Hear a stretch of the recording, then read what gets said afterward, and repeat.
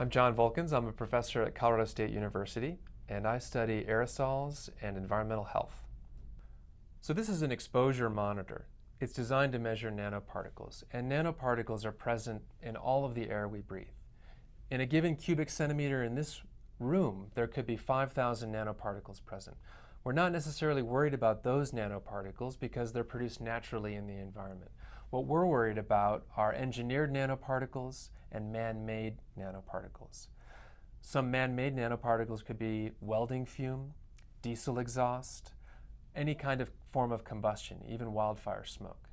Engineered nanoparticles are specifically designed particles for a function. They could be used as surface coatings, for hardening agents, for any kind of technology imagined. The nanotechnology industry is rapidly growing, and there are nanoparticle applications in virtually every aspect of life now.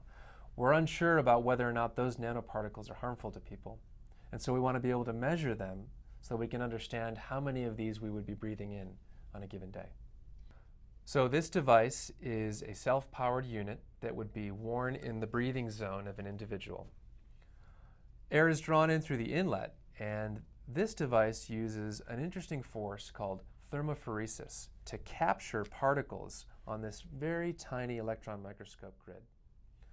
We then can analyze those particles forensically to see their size and shape, chemical structure, and once we know more about the particles, we can tell where they came from, and we can estimate how many particles that person was exposed to during a typical day or a typical work shift.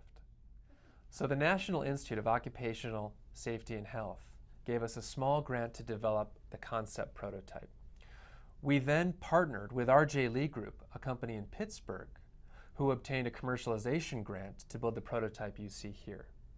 Now that the prototype has been designed, we would like to get it out in the field and actually put it to use to find out how well it works at estimating exposures.